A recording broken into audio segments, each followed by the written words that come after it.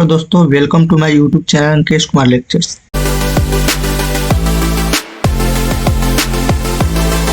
इस वीडियो में देखने वाले हैं क्लास 9th के चैप्टर 1 पार्ट 1। इसमें हम लोग देखेंगे चैप्टर 1 हमारा जो है यहाँ पे जीवन की मौलिक इकाई। देखिए यह लिखा हुआ है अध्याय 5, यानी अध्याय 5 लिखा हुआ है। तो यह अध्याय 5 किस लिए लिखा है, तो एनसीईआरटी बुक में जो है यह अध्याय 5 में है।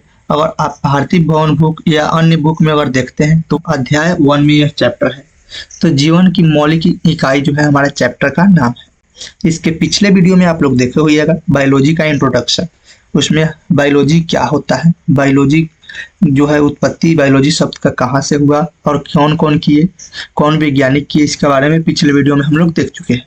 अब इस वीडियो में हम लोग को जो है चैप्टर 1 या एनसीईआरटी के पॉइंट ऑफ व्यू से चैप्टर 5 को हम लोग देखने वाले हैं, यानी जीवन की मौलिक इकाई चैप्टर 1 को हम लोग चलिए स्टार्ट करते हैं। तो देखिए हम लोग जीव विज्ञान पढ़ रहे हैं।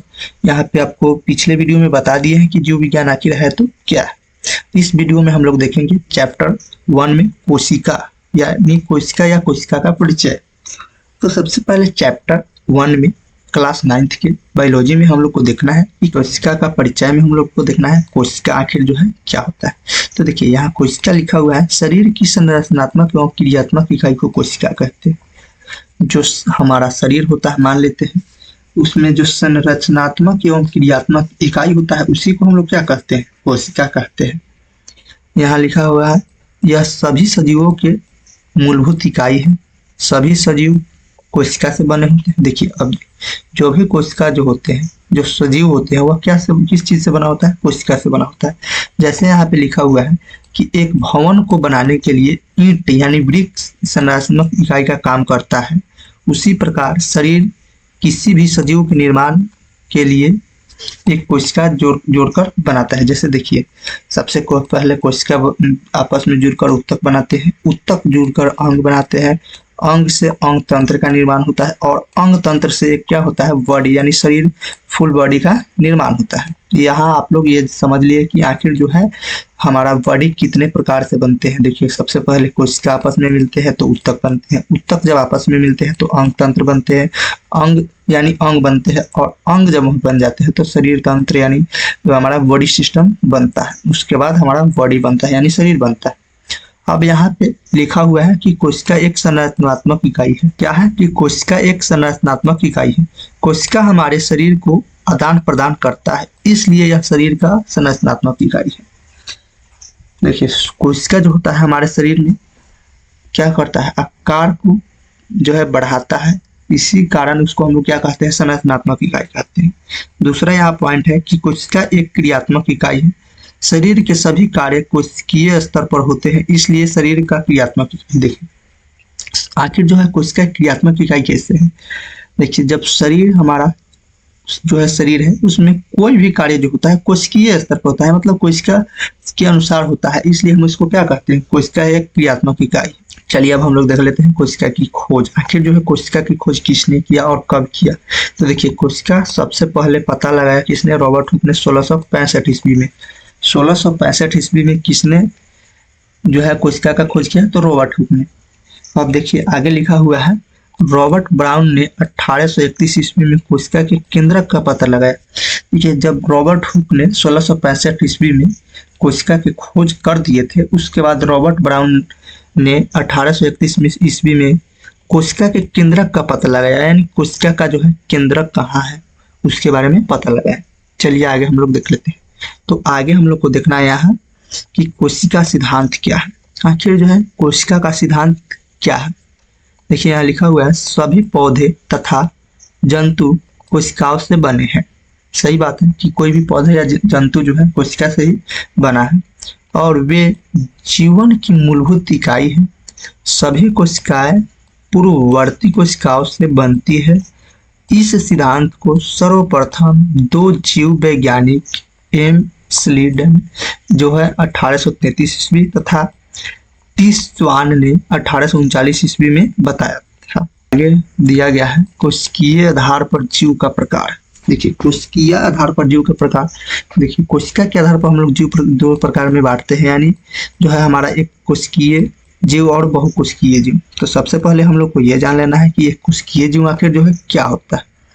तो चलिए हम लोग यहाँ पे एक कोशिकीय जीव को देख लेते हैं। देखिए लिखा गया है, वे जीव जो एक ही कोशिका से बने होते हैं एवं स्वयं में ही एक संपूर्ण जीव होते हैं, ये कोशिकीय जीव कहलाते हैं। जैसे अमीबा, पैरामीशियम, क्लेमिडोमोनास और बैक्टीरिया आदि।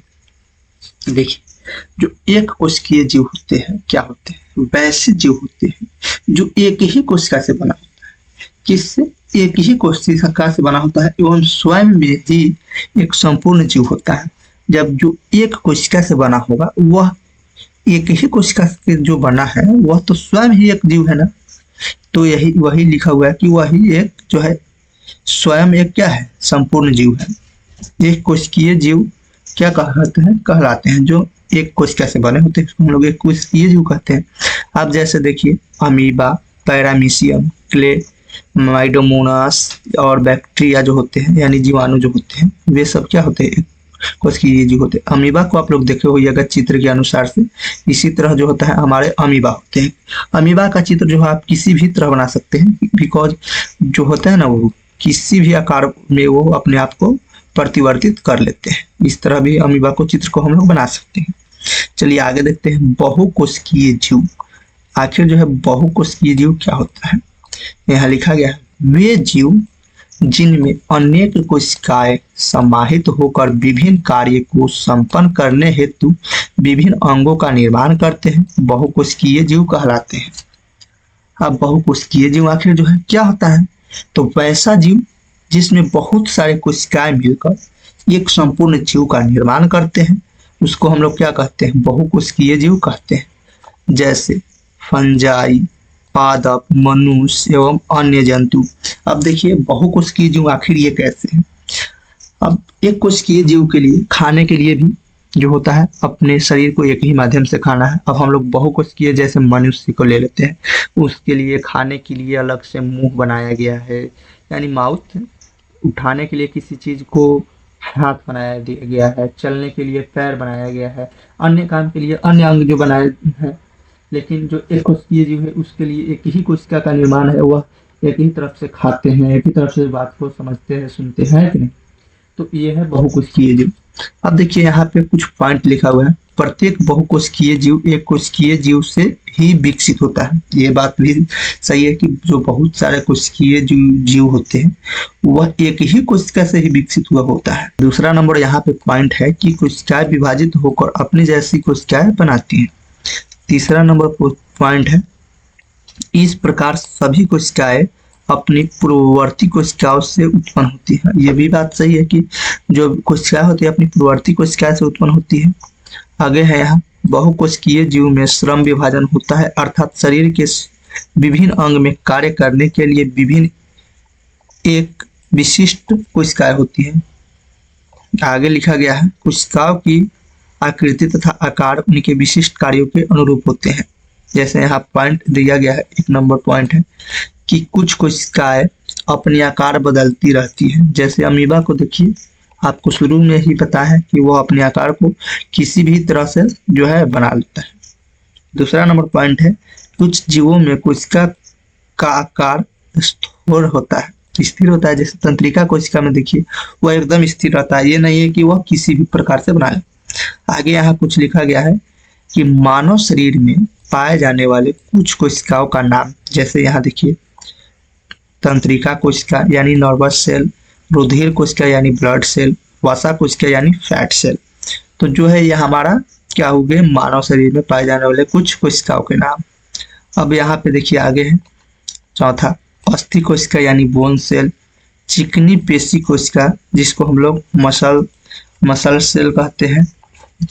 यहाँ अगला है जनन कोशिका यानी रिप्रोडक्टिव सेल हो गया। अब देखिए रिप्रोडक्टिव सेल में दो होते हैं, एक शुक्राणु यानी स्पर्म, दूसरा अंडाणु यानी ओवम। ये आप लोग समझ लिए होंगे कि जो है मानव शरीर में कौन कौन से जो है कोशिका जो होते हैं। चलिए आप आगे देखते हैं पादप कोशिका यानी जो है पादप और जंतु कोशिका में अंतर क्या होता है। देखिए तो सबसे पहले आपको यहाँ पादप कोशिका में दिखा देते हैं, बता देते हैं।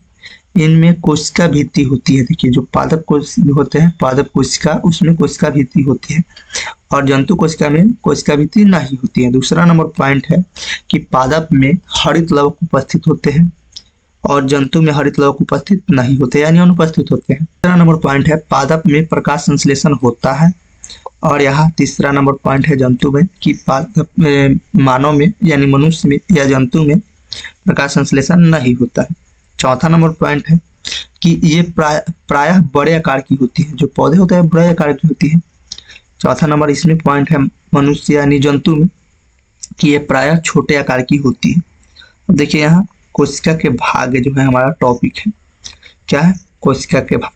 तो हम इस टॉपिक को अगले वीडियो में देखेंगे, यानी वीडियो पार्ट 2 में देखेंगे।